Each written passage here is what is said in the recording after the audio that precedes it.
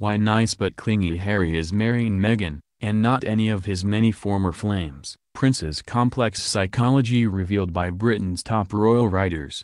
By now, just 2 weeks before the wedding, the bride-to-be is usually a bundle of nerves. The dress, her weight, her hair. So imagine what Meghan Markle is going through as her marriage into the royal family, before a global audience of millions, approaches. But this time it is the bridegroom, Prince Henry Charles Albert David, who is the more nervous of the two. Indeed, friends report that Meghan is having to calm Harry down. She's telling him everything will be fine, says one of their circle. She's nervous too, but she's brilliant at hiding it. It's what he loves more than ever about her, that worldly composure and assurance. He knows he's found someone on whom he can rely. Meghan has settled into her new life remarkably quickly, confident enough to go out and about without Harry. Just the other evening she was with a group of girlfriends having dinner at Electric House, a private members club in London's Portobello Road, apparently in great form.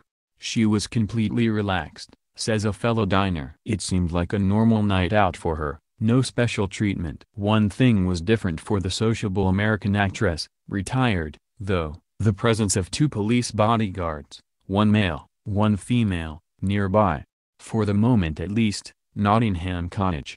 Harry's bijou, creeper-clad bachelor pad at Kensington Palace, where he proposed on one knee on a cozy night in last November as they roasted a chicken, will continue to be their home. But not for too long. Soon after their engagement, the Queen's cousin Richard, the Duke of Gloucester, 73, whose 3 children are now grown up, offered to vacate his splendid 21-room apartment one at the palace so Harry and Meghan could have it. It is next door to William and Kate. The question was, where would the Gloucesters go? Now the problem has been solved with the departure of the Queen's private secretary, Sir Christopher. This has freed up his smaller but very comfortable apartment, seen as ideal for the unfussy Gloucesters, who still carry out many official duties. The Queen has allowed father of 2 Sir Christopher, 56, to stay on for 6 months at the prestigious address until the end of the school year.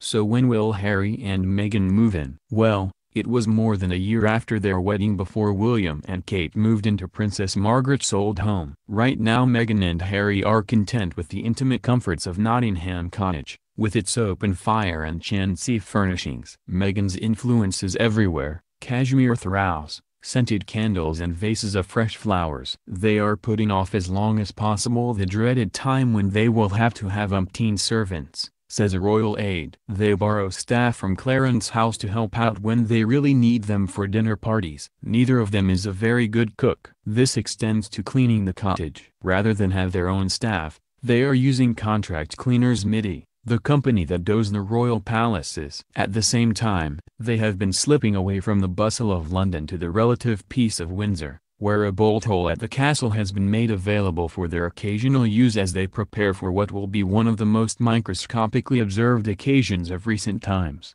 Windsor is, of course, where they will marry on Saturday, May 19th, in St. George's Chapel. How times have changed for Meghan from the days when the actress was being nominated by golfer Rory McIlroy for the Ice Bucket Challenge and batting off sleazy footballer Ashley Cole's entreating tweets for her to go on a date with him. Somehow, it all seems to have happened so quickly. But has it? By the time they exchange vows it will be the best part of 2 years since Meghan and Harry were brought together on a blind date engineered by a mutual friend, designer Misha Nanu. It is quick compared with brother William. Certainly, he and Kate had known each other for 10 years when they married at Westminster Abbey in 2011. But pedestrian compared with his father. Prince Charles was engaged to Lady Diana Spencer 5 months after their first date and married at St. Paul's Cathedral 5 months later. In Diana's view, that's why the marriage was a disaster. "I barely knew him," she said. The dinner date that brought Meghan and Harry together was at the beginning of July 2016. By the time the evening was breaking up Harry had her phone number, and over the next few days she was inundated with his text messages. There was time for just 3 dates before Meghan had to return to Toronto, where she was filming the television series Suits, in which she played paralegal Rachel Zane.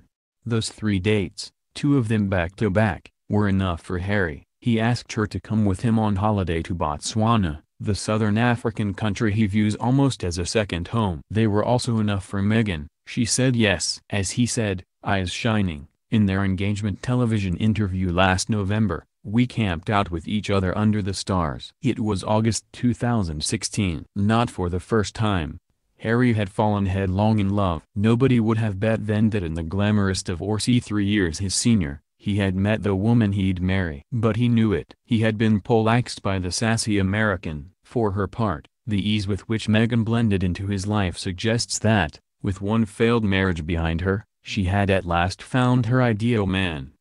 Not only did she take that holiday with him after just 3 dates, but 2 months after their first meeting she accepted his invitation to Balmoral, the Queen's most private home, where they celebrated his 32nd birthday. When she had to return to Toronto, where Suits was being filmed, he was on the phone to her all the time. She flew back and forth between there and London, and sometimes, so was he. They had been seeing each other for just 5 months when Kensington Palace issued that extraordinary statement reprimanding the media for their over-enthusiastic interest in Meghan. "This is not a game, it is her life and his," it declared. That said it all about the future. "She has everything he could possibly wish for," says a royal cleric who has known Harry since he was born. "She isn't only beautiful and intelligent but was already involved in humanitarian and charity work, a made-to-measure royal wife. And I can tell there is one other crucial factor, intuitively, he knows this is the woman his mother would have said a resounding yes to." But it has been a long and winding road to marital contentment for Harry.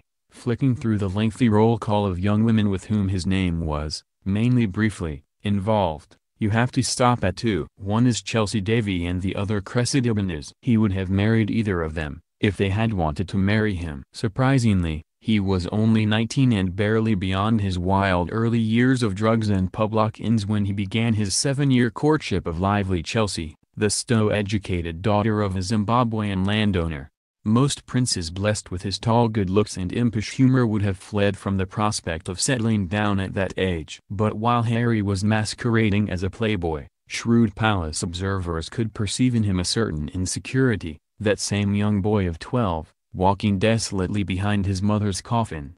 Despite all the girls who have been linked with Harry over the years, he has always been happiest in stable relationships, explains the cleric. "In the circumstances, I'm hardly surprised. I understand from the family of one of his exes that he was really nice but clingy and just a bit too desperate to please." His on-off relationship with Chelsea began in early 2004, while he was in Africa on his gap year before going to the Royal Military Academy Sandhurst. She was at Cape Town University doing a degree in economics. Her mother Beverly was a former Miss Rhodesia, while her father Charles ran a game farm. Polo-playing Harry was besotted with her, and impressed with her physicality. Chelsea could ride bareback and matched his pals in the bar drink for 2 years, while he was at Sandhurst and she was in Cape Town. Their relationship was long distance, with frequent flights to see each other.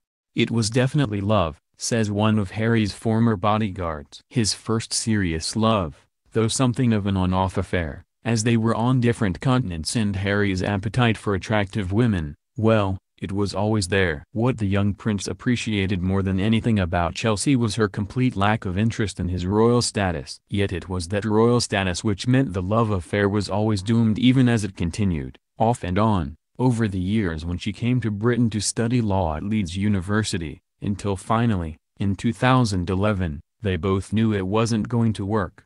Chelsea, who trained as a lawyer and now runs her own jewelry company, says she found the media attention tough and uncomfortable. "I couldn't cope." Now 32, she remains unmarried, a businesswoman dividing her time between southern Africa and a home in West London. Losing her was undoubtedly a blow. While Harry had Chelsea, he hadn't felt envious of William's engagement to willowy Kate Middleton, the girl he met at St Andrews University and started dating at around the time Harry was getting together with Chelsea.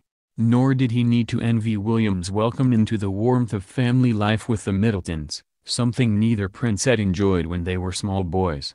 Chelsea's family, too, were warm and welcoming and Harry looked forward to joining them at their holiday retreat in Cape Town or their main home in Durban.